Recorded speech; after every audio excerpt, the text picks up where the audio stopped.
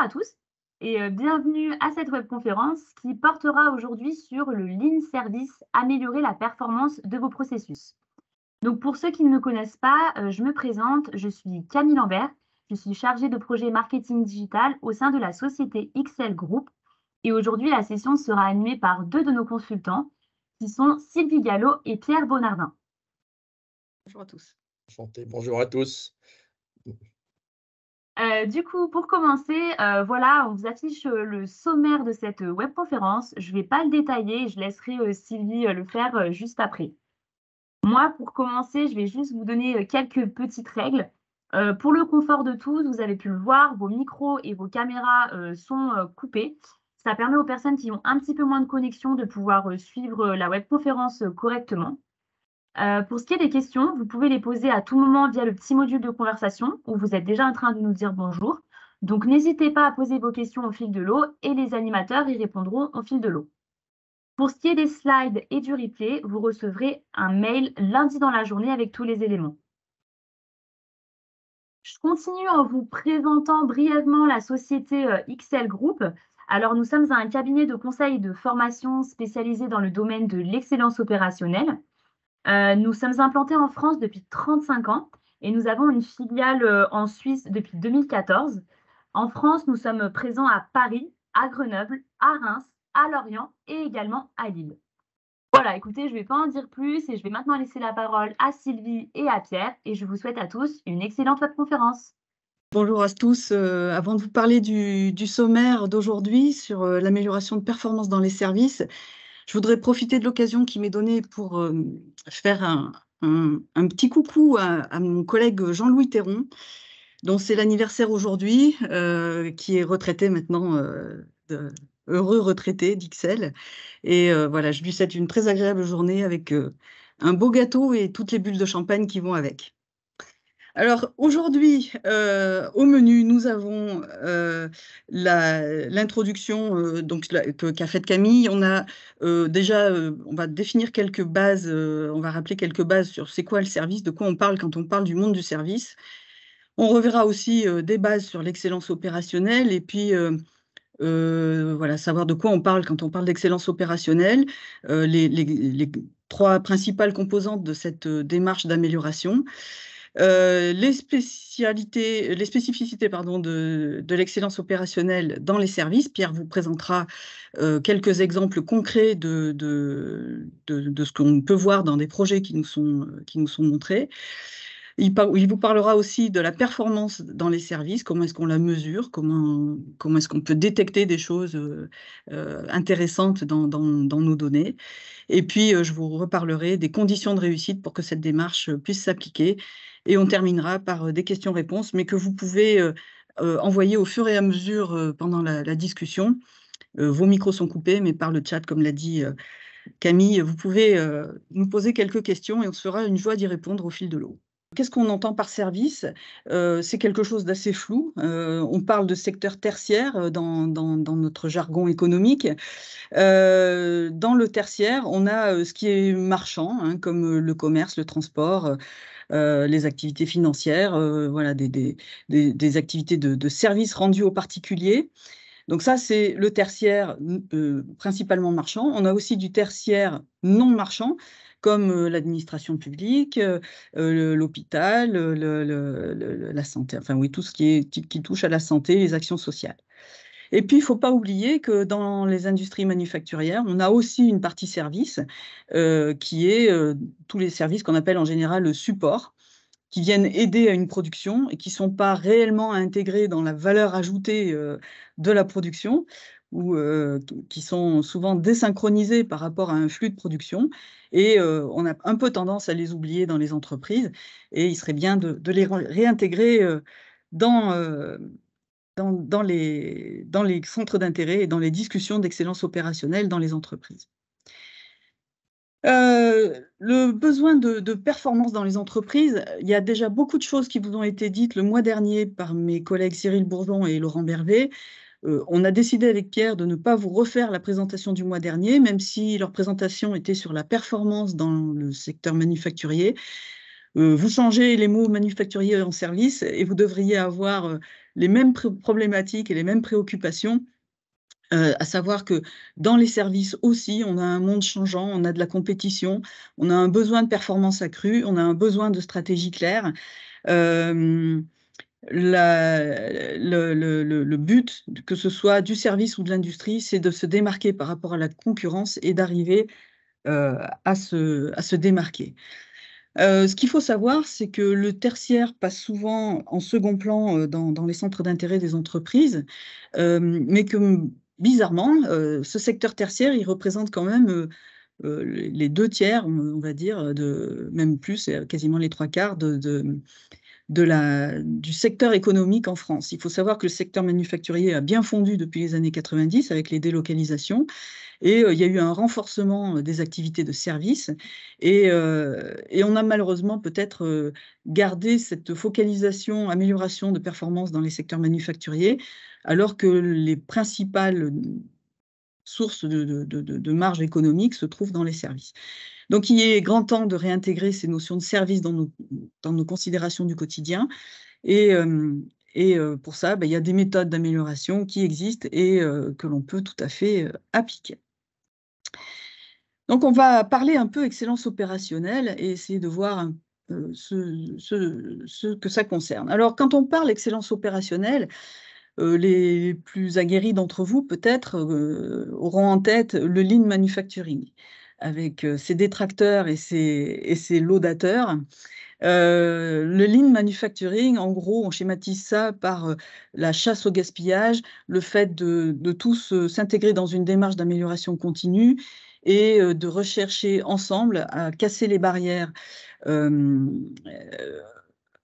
pour pouvoir améliorer nos performances, hein, et donc de désiloter les entreprises. Donc ça, c'est la vision en général que l'on a du lean avec ce qu'on appelle en japonais des muda, qui sont les gaspillages. Donc on cherche à éliminer des gaspillages et schématiquement à accélérer le flux, livrer le client dans un temps raisonnable et annoncé, non variable.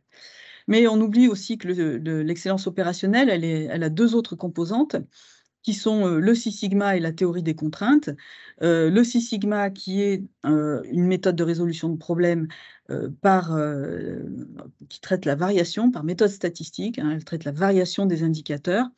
C'est un mode projet, c'est-à-dire qu'on n'est pas dans de la démarche de changer la mentalité de l'entreprise, ça c'est fait par le Lean Manufacturing, mais le Six Sigma est là pour apporter des outils pour aider à la décision et aider à améliorer des indicateurs. Et puis, on a la théorie des contraintes, chère à Eli Goldratt, qui a décrit dans les années 70 et 80 que, en fait, dans les entreprises, dans les processus, dans les étapes successives de production, on a des étapes qui parfois sont goulot, c'est-à-dire qu'elles ne répondent pas à la cadence de l'ensemble de l'entreprise et elles mettent l'entreprise en retard. Donc, il a bâti toute une théorie sur se concentrer sur le goulot, et soulager ce goulot et faire en sorte que l'entreprise puisse livrer ses produits à temps. Donc ça, ce sera des choses qui vous seront décrites lors de futures webconférences sur le Lean Supply Chain notamment, ou d'autres thèmes qui seront abordés dans l'année.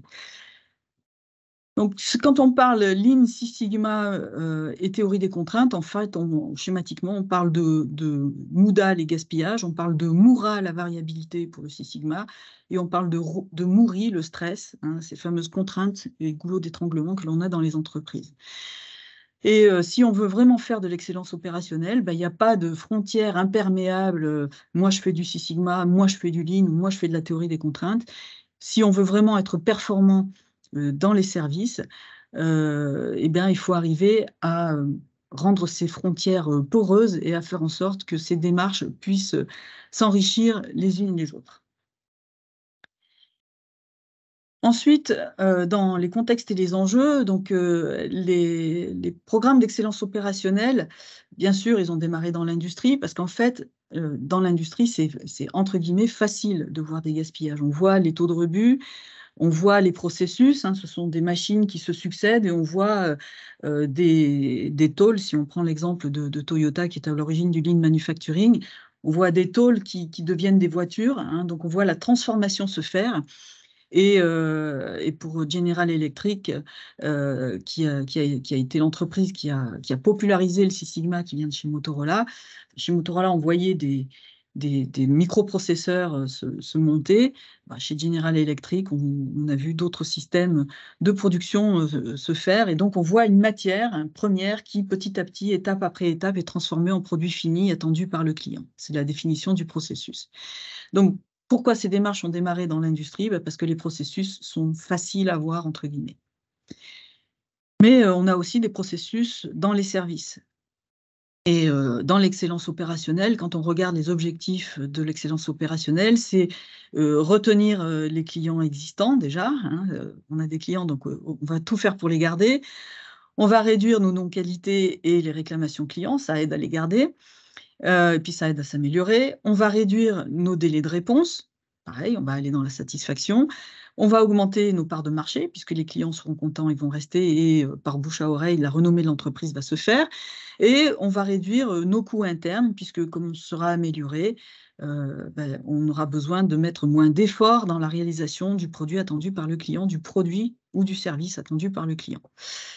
Et les opportunités d'amélioration au sein d'une entreprise, elles sont très nombreuses, encore faut-il savoir les repérer et les prioriser.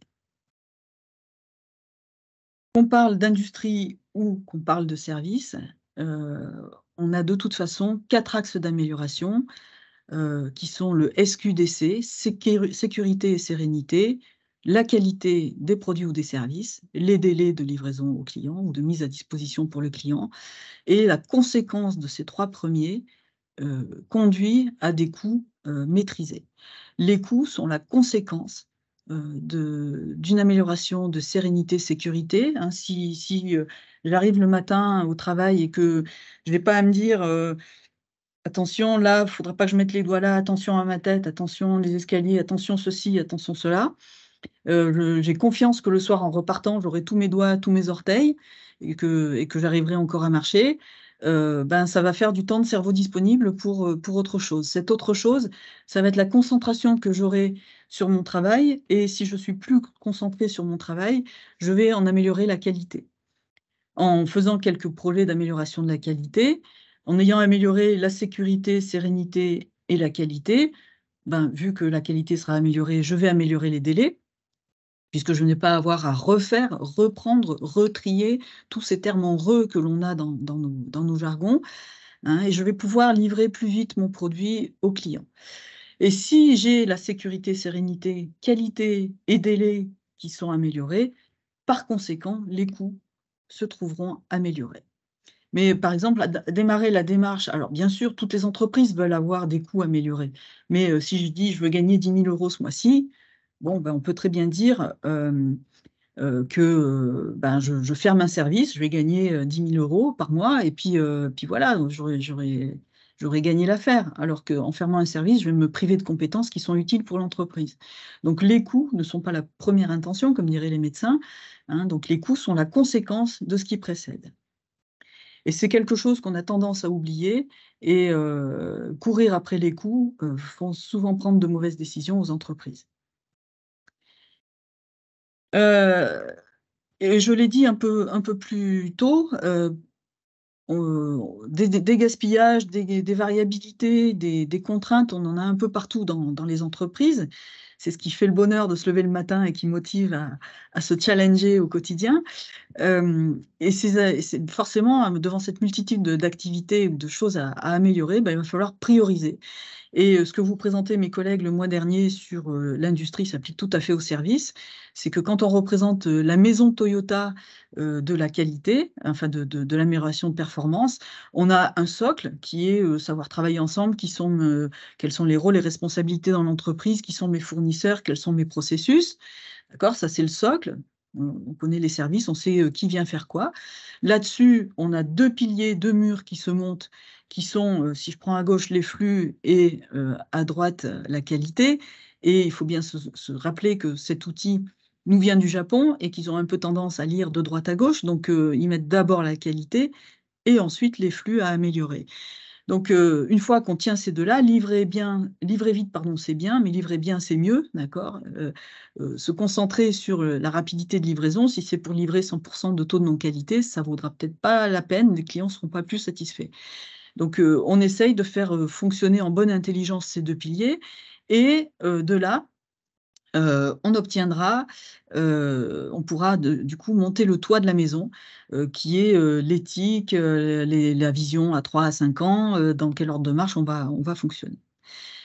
Donc, ce que disait souvent Taiichi Ohno, et qui a été repris par plein d'autres personnes derrière, c'est qu'un employé chez Toyota, il ne venait pas pour travailler, il venait pour réfléchir.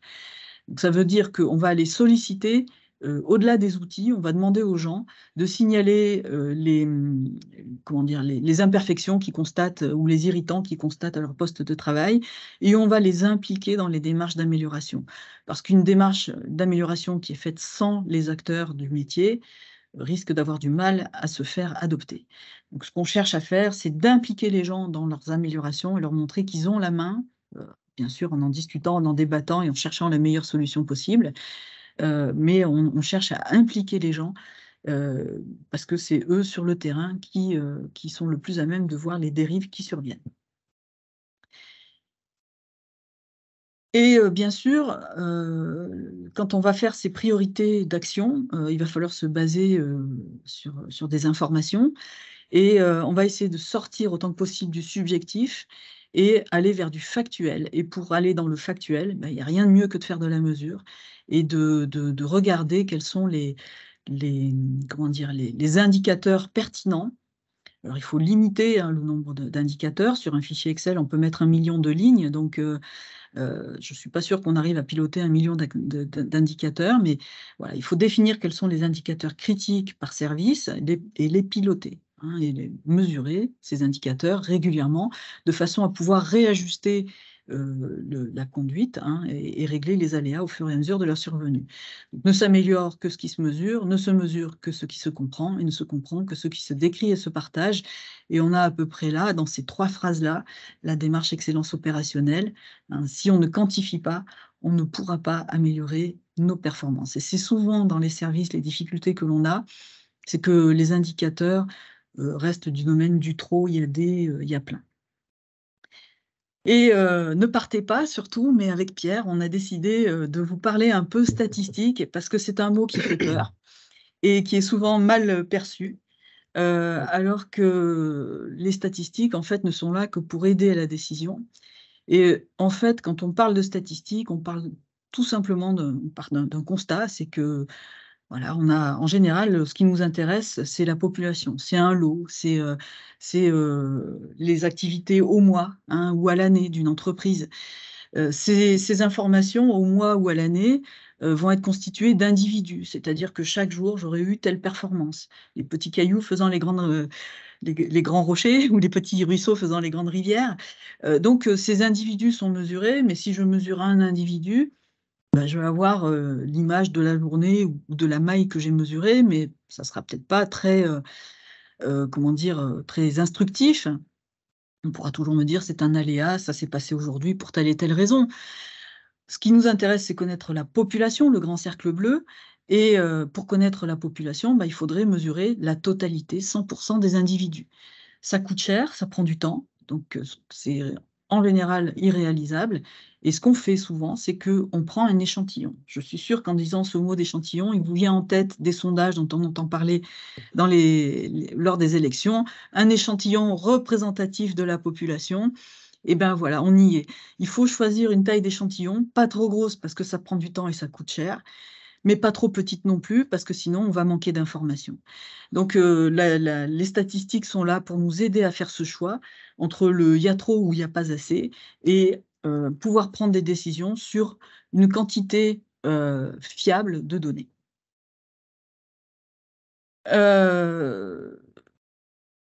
Et l'art de tout ça, dans ces mesures, c'est de ne pas dire n'importe quoi. On a pris un exemple ici d'un directeur d'entreprise qui est content parce qu'au 2e semestre, il a vu l'indice de satisfaction monter à 69% alors qu'il était à 57 au 1er semestre. Donc, youpi, nos clients sont en plus satisfaits. Ben là, il faudrait que notre directeur de site, il est quand même, avant de se réjouir, on arrive à l'amener à se poser quelques questions. Une première question, ça va être quels sont, voilà, enfin, je ne sais pas si vous avez des idées déjà là-dessus, mais je vous laisse réfléchir quelques petites secondes. Mais voilà, avant de prendre le chiffre en soi comme référence, déjà, ce qu'il faudrait se poser comme question, c'est est-ce que mon échantillon est représentatif de la population? Là, ce qu'on voit, c'est qu'il a pris ces 55 réponses qui lui ont été fournies chaque mois. Bon, est-ce que 55, c'est suffisant? Est-ce que parmi ces 55, on a suffisamment, comment dire, on a bien contacté la globalité de nos typologies de clients, hein, et on ne s'est pas intéressé qu'à une petite partie. Là-dessus, je lisais récemment qu'en 1936, pour les élections aux États-Unis, entre Roosevelt et Landon, il y avait eu des sondages qui avaient été faits par des instituts très sérieux, par téléphone, et qui donnaient Landon vainqueur avec 55% des intentions de vote. Et au final, c'est Roosevelt qui l'a emporté avec 61% des votes. Tout ça parce que, en fait, les sondages avaient été faits par téléphone et qu'en 1936, le téléphone, il n'y avait que les nantis qui en étaient équipés. Et donc, on a fait un biais d'échantillonnage, c'est-à-dire qu'on a contacté que des gens relativement aisés qui, eux, auraient plutôt voté pour M. Landon, apparemment, et non pas pour M. Roosevelt. Donc, on avait un échantillon biaisé, un échantillon qui n'était pas représentatif de la population, et ça a donné des surprises dans le résultat des élections. Et j'ai volontairement pris un exemple très lointain pour ne pas semer la polémique sur des idées politiques plus récentes. Deuxième question qui devrait se poser, c'est est-ce que 69% est vraiment différent de 57%? Alors vous allez me dire, qu'est-ce qui lui prend à Sylvie? Bien sûr que mathématiquement, 69 est différent de 57. Mais je vous rappelle qu'on a pris un échantillon. Et donc, en prenant un échantillon, on a une incertitude sur le résultat qui nous est donné. C'est-à-dire qu'avec peut-être 5 échantillons, j'aurai une certaine réponse.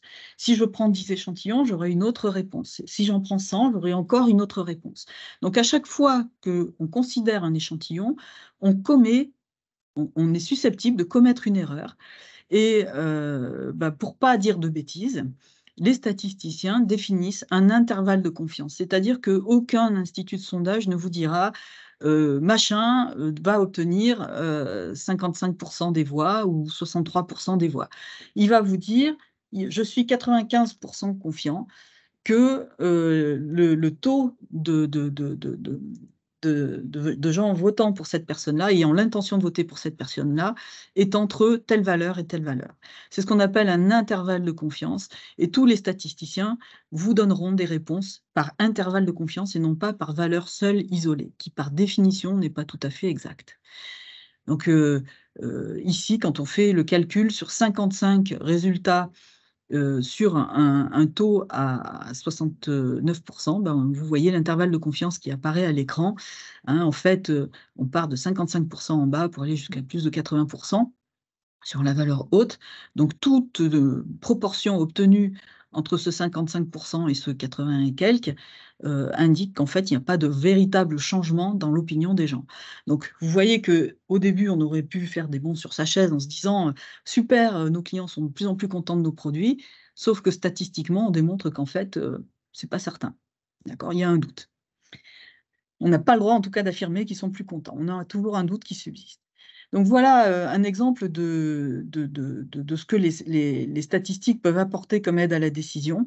Hein, et pour avoir une précision plus grande de cette différence supposée entre le 69% et le 55%, il faudrait augmenter la taille de l'échantillon. On va maintenant aborder une autre partie. Pierre, je vais te laisser la main sur les spécificités de l'excellence opérationnelle dans les services. Donc je vais prendre effectivement, bonjour, bonjour à tous. Je vais prendre la main donc pour la suite. Et effectivement, on va parler maintenant des spécificités de ce qu'on peut rencontrer dans le service. Là, on a résumé quelques-unes de ces spécificités. Déjà dans le service, souvent un service est intangible, immatériel. C'est un accueil téléphonique, un accueil physique dans une agence, un conseil, une formation, une conférence. C'est relativement immatériel, difficile à quantifier, à peser, à mesurer. Donc ça, c'est un premier problème, effectivement, qu'on peut avoir dans les services. Autre aspect, ce n'est pas stockable. Dans l'industrie, bon, si je veux vendre pour répondre aux besoins du marché, je peux stocker des produits et puis les vendre. Donc, dans le service, en général, c'est difficilement réalisable. Donc, il faut être toujours prêt quelque part. C'est-à-dire les processus doivent fournir en continu et toujours prêt. Ensuite, deux autres aspects importants, c'est qu'on appelle ça co-construction avec le client et simultanéité de la production. C'est-à-dire que le service, si je reprends un accueil téléphonique ou un accueil physique dans une agence bancaire ou d'assurance ou dans une concession automobile, la relation, la qualité se construit en direct avec le client. Donc, si le client est un peu énervé à l'agence, la personne à l'accueil risque de s'énerver aussi et dégrader la qualité du service. Si le client nous fournit des informations erronées dans une demande de prêt bancaire, ça va compliquer aussi la qualité du service. Donc, on est tributaire du client et en même temps, s'il y a une erreur, elle est immédiate. Hein, il y a la simultanéité de la production. On fait une erreur, si je dis une bêtise pendant la webconférence ou pendant une formation, je ne peux pas rattraper. Hein, alors que dans l'industrie, on peut imaginer qu'on fait un contrôle qualité finale. Et enfin, dernier point, souvent aussi important dans les activités de service, c'est que chaque client est unique. Il y a une grosse variabilité, donc il faut s'adapter en permanence à nos clients, que ce soit pour des particuliers ou pour les entreprises. Donc tout ça, effectivement, ça complique un peu, hein, la tâche, ce que vient de nous présenter Sylvie, pour développer une démarche d'excellence opérationnelle dans ce service. Et notamment, ça s'illustre la conséquence, par exemple, encore certaines des conséquences, comme c'est intangible, etc., c'est toujours difficile à mesurer, hein, la satisfaction client. On a souvent des processus du fait de la variabilité qui bougent beaucoup, il faut s'adapter en permanence, donc difficulté à définir des standards parfois. Voilà, on a dit manque de stock, manque aussi de beaucoup de difficultés de communication.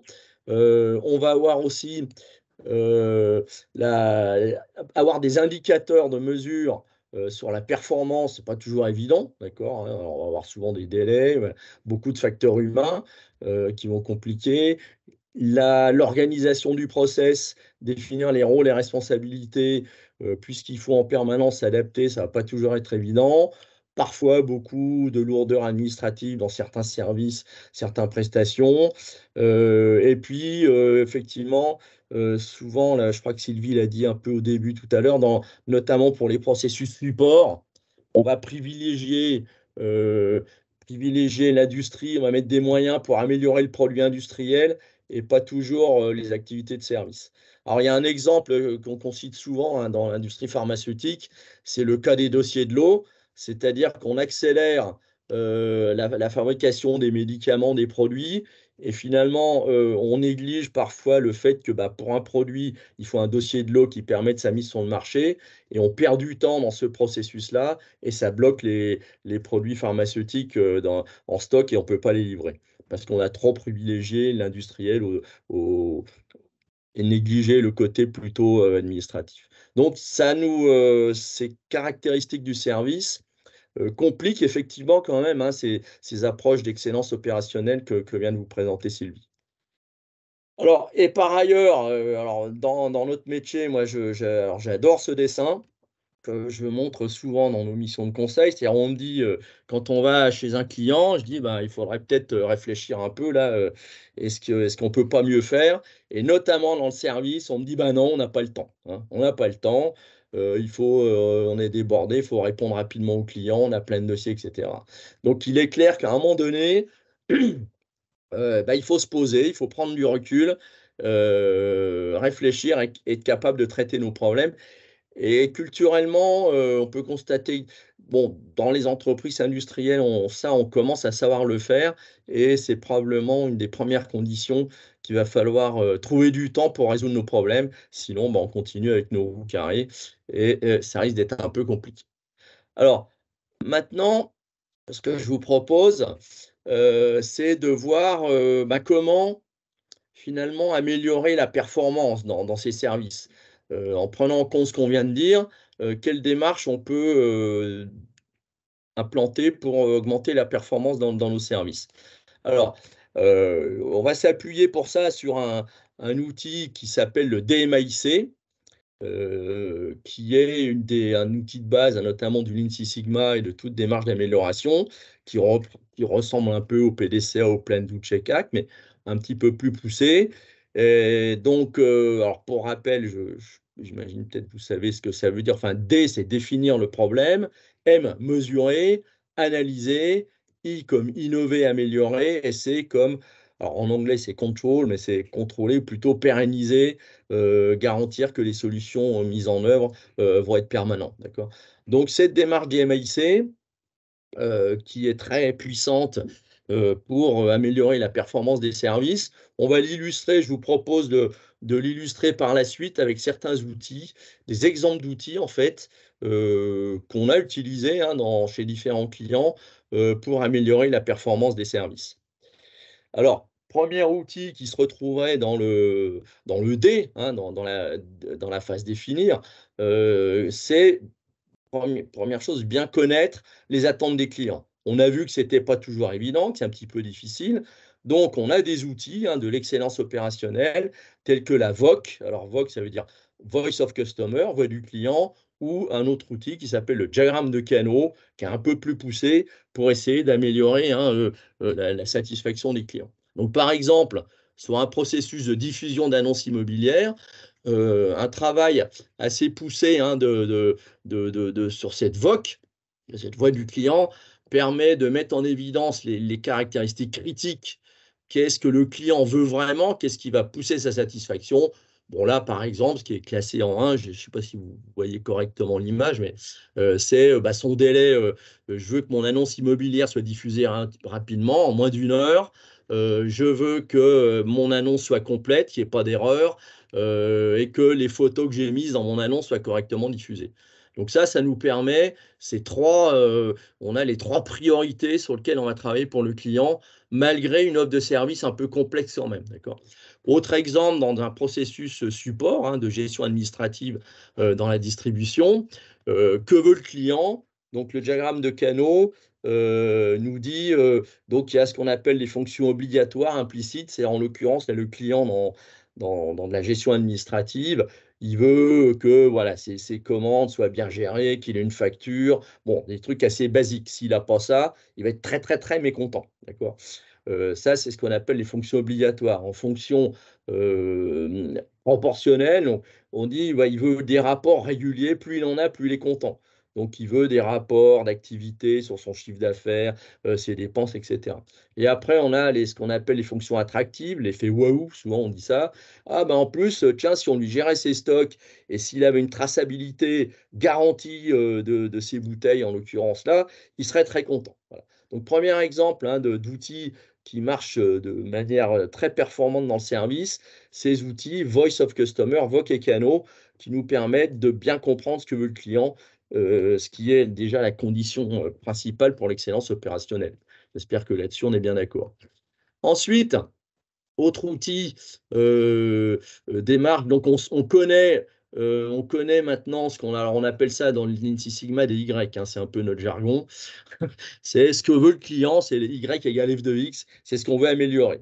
Donc, on a identifié, par exemple, sur ce processus, par exemple, toujours de gestion administrative de distribution, des Y, c'est ce que veut le client. Le client, il veut des bons de livraison sans erreur, il veut pas d'avoir, il veut des temps de saisie rapides, voilà, il veut suffisamment de commandes. Donc, on les a mis en dessous du processus, ce que vous voyez ici sur la partie basse du processus.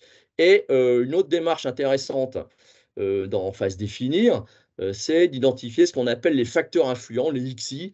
Qu'est-ce qui va contribuer à l'amélioration de ces Y? Donc, ça peut être le différents types de laboratoires, la région, les compétences. Voilà, je vous passe les détails, mais on va faire un travail en brainstorming et d'analyse du processus que vous voyez là pour identifier sur quel levier d'amélioration on va pouvoir jouer pour améliorer nos prestations de service. Alors, maintenant, donc Sylvie en a parlé tout à l'heure, ce qu'on veut, autre outil dans le service, quels outils on va utiliser pour chasser les MUDA, les MURA, les MURI, hein, donc ce que vous a expliqué, Sylvie tout à l'heure. Donc, on a des outils, pardon, qui vont nous permettre d'identifier ces différents gaspillages. Alors déjà, dans le service, si on regarde ces MUDA, comment ça peut se concrétiser? Donc on a alors vous savez que dans les MUDA, on parle de 7 gaspillages, plus 1, 8, hein, donc qui sont, des déplacements. Donc ce qu'on va chercher à voir, c'est par exemple, des déplacements, des allers-retours dans les bureaux, vers la photocopieuse, c'est On ne prendre voit le pas stock ta de diapo, Pierre. ah pardon, Voilà. toc. Ah oui, voilà, hop, ça bon, oui, toc et voilà, hein, donc je Merci. suis sur le merci Sylvie, j'avais pas cliqué. Merci. Donc voilà, donc on va voir le but, c'est de voir des déplacements ou des stocks ou l'accumulation de dossiers. Alors effectivement, qui sont pas toujours, faciles à voir aujourd'hui parce qu'ils sont dans l'ordinateur. Donc quand les dossiers en retard s'accumulent, il faut être capable de les mettre en évidence. On va avoir des phénomènes d'attente. Je vais vous montrer un exemple tout à l'heure, notamment de validation, la validation du chef ou de correction. On va, parfois faire de la surproduction qui se traduit dans le service par, trop d'informations. Le client, on va avoir beaucoup de données alors que le client n'a pas toujours besoin. On peut avoir des transports de dossiers d'un bureau à un autre, d'un site à un autre, y compris en mode, numérique, hein, des allers-retours permanents. Et puis tous les bien entendu. Donc refaire un dossier, une commande erronée, toutes les relances, des relances clients, relances fournisseurs, tout ça, il va falloir essayer de le voir. Et enfin, tout ce qu'on peut appeler des étapes inutiles, donc des signatures multiples, des reprises de données entre logiciels. On sort une donnée des SAP, on la met dans Excel, on la corrige un petit peu, on va la remettre dans SAP, on va la mettre dans un autre logiciel. Tout ça, c'est des gaspillages qu'on voit très très fréquemment dans les services. Et enfin, le dernier, le pire de tous, presque, c'est ne pas, ce qu'on appelle la sous-utilisation des compétences, ne pas faire appel aux gens pour réfléchir à un collaborateur dans un bureau. Il a peut-être des idées, lui, il est tous les jours à faire le boulot tous les jours. Il a peut-être de très bonnes idées pour améliorer. Encore faut-il le solliciter. D'accord? Voilà. Alors, pour voir ces gaspillages, je vais vous montrer quelques exemples et quelques outils. La difficulté, c'est de les voir et surtout souvent de persuader les managers, d'accord? Donc un des outils, là, je vous montre un outil qui s'appelle un graphe en valeur, qui visuellement, avec du rouge, hein, vous voyez que là, en gros, on sait que, il faut, mettons 80 minutes, pour mettre en ligne une annonce immobilière et que là-dessus, il y a que 20 19 de valeur ajoutée et que les gros traits rouges ici, là, c'est de la non-valeur ajoutée, quelque chose que le client, qui n'intéresse pas le client, c'est de la perte de temps. D'accord? Donc, visuellement, on va mettre en évidence ces éléments-là et aussi, alors je reviens sur ce que disait aussi Sylvie tout à l'heure, on peut faire de la statistique parce que non seulement c'est long, mais en plus ça varie beaucoup. Et ça, c'est toujours chercher toujours aussi à voir, on peut mettre 80 minutes, mais alors pour parler un peu, on a un écart type de 32 minutes, ce qui fait que et le min peut être de 9 minutes à 173 minutes. Donc pensez toujours aussi à analyser cette variabilité qui est très perturbante, hein, c'est le MURA dans les activités de service. Pour établir ce genre de document, on a alors des outils que peut-être certains d'entre vous connaissent, qu'on appelle une VSM, Value Stream Mapping, qui est bien connu dans les activités industrielles. Mais vous voyez ici, dans une activité de service, donc de diffusion d'annonces, ça marche aussi très bien. Et notamment, ça nous permet de mettre en évidence à ce qu'on appelle des postes goulots, hein, la théorie des contraintes qu'on a évoquée tout à l'heure. Voilà, le premier poste ici, pose beaucoup de problèmes. Donc, pour améliorer notre processus, on va se focaliser sur ce premier poste pour améliorer la situation.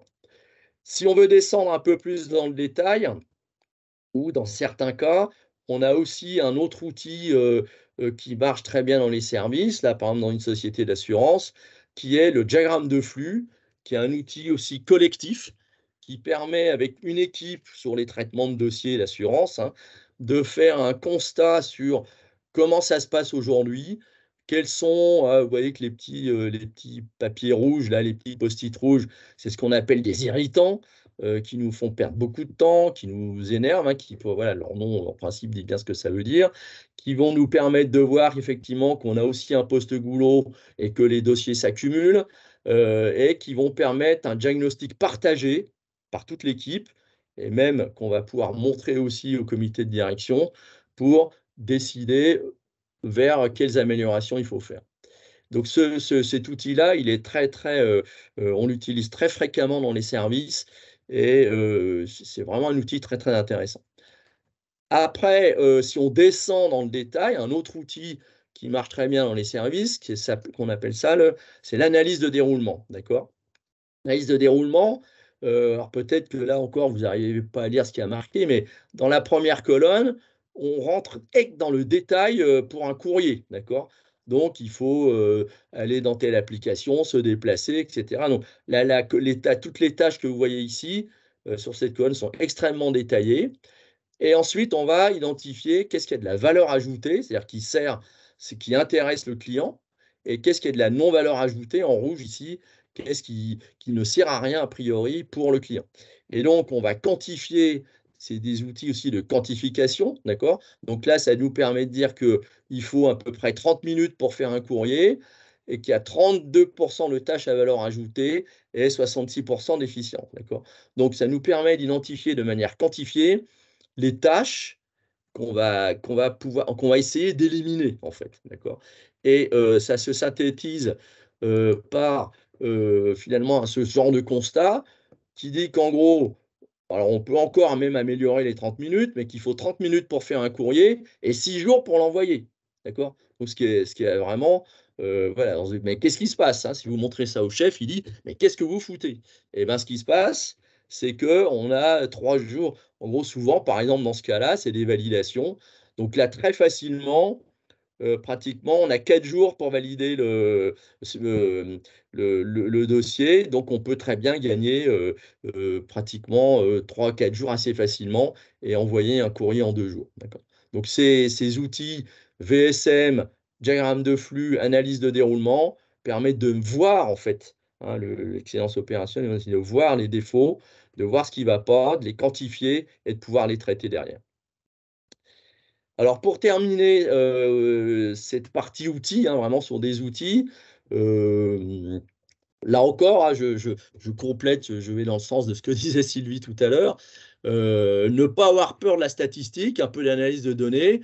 Par exemple, prenons l'appel d'un centre de relations clients, hein, un centre d'appel client. Ce qu'on veut en général dans ce genre d'activité, c'est diminuer le temps d'attente, hein, d'accord? On veut éviter de faire attendre les clients. Donc, et là pour le coup, c'est quand même assez facile de collecter des données, elles sont informatisées.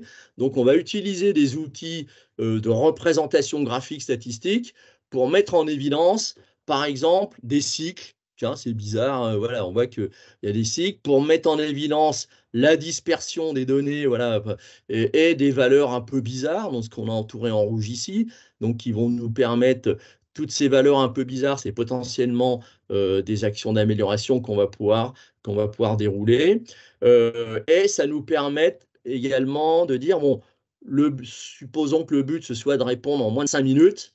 On va faire des analyses de capacité dans le service aussi pour dire que là, on peut s'attendre à ce que dans 75% des cas, en fait, on soit au-dessus de 5 minutes. Et donc, il faut vraiment faire quelque chose pour améliorer cette situation. Donc, la statistique est là parfaitement utilisable, hein, dans nos activités de service. Elle peut aussi nous permettre, on a vu qu'il y avait des cycles. Ah, c'est bizarre, il y a des cycles. Pourquoi il y a des cycles? Donc, avec des outils graphiques et statistiques, on va se dire, ah bah tiens, c'est bizarre. Le lundi, les temps de réponse sont beaucoup plus longs et le vendredi, ils sont beaucoup plus courts. Et donc là, alors chez nous, on aime bien, on a une phrase qu'on dit quand on fait de la statistique, c'est corrélation n'est pas causalité. On voit une différence, elle est statistiquement significative. Moi, je peux vous dire, je suis quasi sûr que le vendredi, on va plus vite et que le lundi, on met plus de temps. Eh bien, pourquoi? Donc, on va utiliser nos outils 5 pourquoi. On va essayer de comprendre ce qui se passe. Et là, on est sûr de ne pas se tromper en disant, voilà, le lundi, ça va plus long, c'est plus long. Pourquoi? Les gens, ils ne sont pas réveillés du week-end ou ouais, le logiciel a du mal à démarrer. Et on va pouvoir mener une action d'amélioration ciblée sur le vendredi, sur le lundi, pardon, pour améliorer, et puis se demander pourquoi ça marche mieux le vendredi. Et on va pouvoir, ça va être pertinent, d'accord? Voilà, donc, et puis, ah oui, alors, dernier petit point aussi, toujours sur les outils statistiques, pour terminer, on fait de l'amélioration, mais comment être sûr qu'on a bien amélioré la situation? Ben, on va faire des comparaisons avant-après, on va appeler ça une capabilité avant-après, par exemple. Et ici, on va être capable de montrer que on a très nettement amélioré la situation, hein. On est passé de 72% d'appels en plus de 5 minutes à moins à 27%, hein. Alors, on dit attention les chiffres, il faut quand même. Voilà. Mais en gros, on est capable de démontrer statistiquement qu'on a amélioré à la fois d'ailleurs la moyenne de délai et la variabilité. Toujours on insiste sur une notion de variabilité, parce que qu'il faut toujours essayer de réduire, de réduire les deux. OK? Voilà pour cette partie exemple d'outils. Je vais maintenant laisser Sylvie reprendre la parole pour conclure, notamment sur les aspects conditions de réussite. Merci Pierre. J'espère que tout ça a été clair. Donc, au-delà des outils, en fait, ce qui freine souvent la démarche excellence opérationnelle au sens large dans les entreprises, c'est qu'on se concentre sur les outils, mais qu'on oublie quelque chose d'essentiel, c'est que pour que la démarche fonctionne, il faut que toutes les strates managériales soient impliquées dedans. Je m'explique, on a souvent, enfin, on voit très clairement, très classiquement dans les entreprises une direction qui donne des objectifs à l'année avec déclinés service par service. Comment est-ce que voilà, la vision cette année et la vision sur 3 à 5 ans, vers quoi on veut aller? Donc ça, c'est un mode démarche. C'est ce qu'on appelle la démarche top-down, hein, la direction, on définit les axes et puis les décline service par service. Ce qu'il faut mettre en place aussi, c'est le contre-courant, c'est-à-dire la démarche bottom-up ou la démarche projet, c'est-à-dire, OK, tu nous as donné telles améliorations à faire cette année, mais pour ça, ben, dans mon quotidien, j'ai tel et tel problème. Il y a des problèmes que je sais résoudre, il y en a d'autres qui posent un vrai souci, qui sont récurrents et donc qui nécessiteraient qu'on démarre des projets d'amélioration.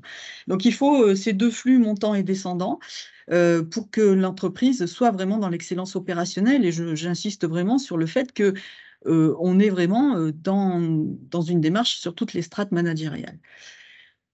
Ce qu'on voit aussi dans les entreprises, c'est que pour que la démarche réussisse, bah, c'est pas j'ai formé quelques personnes en yellow, green, black belt, ou quelques personnes sur certains outils, bien j'ai un expert en 5S ou en animation, ce qu'on appelle les animations à intervalles courts, hein, les AIC. Il faut quand même qu'il y ait une démarche globale. Vous vous souvenez du socle de la maison Toyota, hein, et puis du centre, les gens qui sont au centre de la maison Toyota. Eh bien, pour qu'une démarche fonctionne, il faut du sponsoring actif, c'est-à-dire que quand quelqu'un gère un projet, eh bien, il a un sponsor, quelqu'un qui a un intérêt direct à ce que l'indicateur soit amélioré, à ce que la démarche fonctionne. Il faut des managers impliqués. Jack Welch, qui était le CEO de General Electric, qui a fait populariser la méthode Six Sigma, à chacune de ses interventions, mentionné le mot Six Sigma dans ses allocutions. Et en parler, c'est bien, pratiquer, c'est mieux. Donc, donner l'exemple, ne pas donner une impression de torchon-serviette. Toi, tu fais les projets, puis moi, je vais montrer les bons résultats derrière, hein. Donc, c'est vraiment une implication à toutes les strates managériales là-dedans. Des équipes mobilisées, ça, en général, on n'a pas trop de mal, parce que les gens, ils sont très intéressés à ce qu'on parle de leurs irritants et à ce qu'on les règle. Des gains rapides, valorisés, ça on y arrive aussi parce que c'est quand on fait un avant-après, si on a mesuré l'avant et qu'on mesure l'après avec la même méthode, c'est facile de montrer l'évolution. Et une chose qu'on oublie souvent, c'est que l'amélioration est continue et elle est continue tous les jours. Et tous les jours, je ne dis pas qu'il faut faire des projets tous les jours, mais enfin, tous les jours, il faut avoir cet état d'esprit, remise en cause permanente. Euh, et et se dire, voilà, on a été bon, on a fait un projet, par exemple, il a porté ses fruits, il ne faut pas s'interdire quelques mois plus tard ou une année plus tard de revenir dessus et de se dire, d'accord, ça a correspondu à une demande du client à un moment donné, est-ce que je suis toujours dans la satisfaction du client? Les besoins évoluent. Pierre vous a montré le diagramme de Kano tout à l'heure.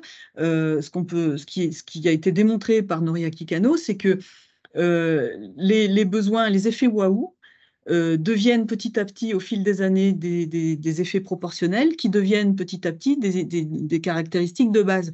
Regardez dans les téléphones portables, quand on avait quelqu'un qui se baladait dans la rue avec au début, les téléphones portables faisaient cette taille-là, hein, on disait waouh, et puis maintenant, quelqu'un qui n'a pas son téléphone portable, on est un peu surpris. D'accord? Et donc, l'amélioration est continue et il faut tous les jours s'étonner, tous les jours remettre en cause ce que l'on a fait. Voilà, encore faut-il apprendre à voir et s'assurer qu'on est dans le pilotage et non pas dans le comptage des morts a posteriori à la fin du mois où, tiens, le résultat a été un tel, oh, c'est dommage, ah, ce mois-ci, c'était bien, oh, super.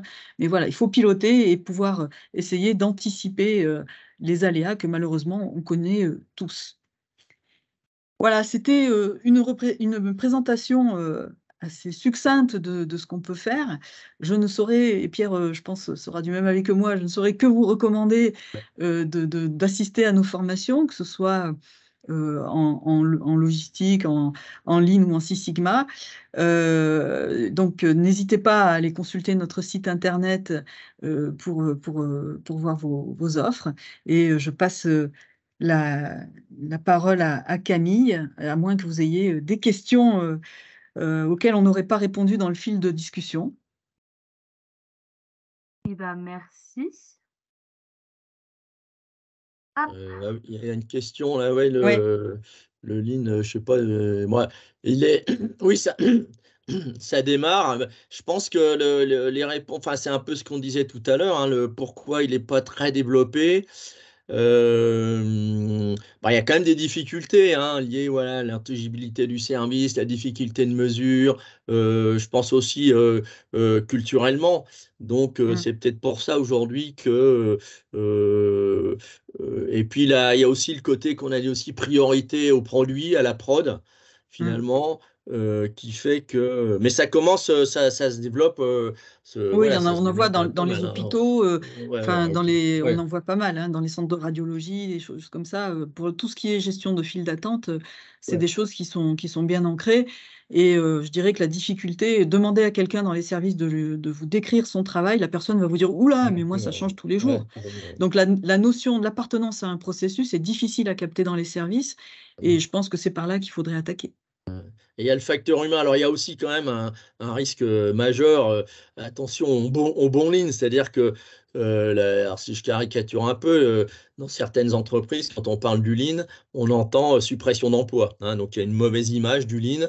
Mais ça, c'est du mauvais lean. Le but, c'est pas de Oui. supprimer les emplois, c'est de travailler moins, mais de produire plus, d'être moins stressé, de faire, comme on dit, plus de valeur, moins de chaleur, comme on dit. Mais malheureusement, voilà, il y a quand même un petit côté, faut pas se le cacher, comme on dit, un côté, une vision parfois négative du lean, et notamment dans certains services. Voilà, merci pour ces Merci pour retours. ouais. Alors, le topo sur la conduite du changement, oui, c'est des choses dont on parle régulièrement, mais on pourra refaire effectivement une webconférence là-dessus. Ouais, pas évident la conduite du changement, le facteur Ouais. humain. En 1 heure, oui, ça va être un beau challenge. C'est quelque chose, OK.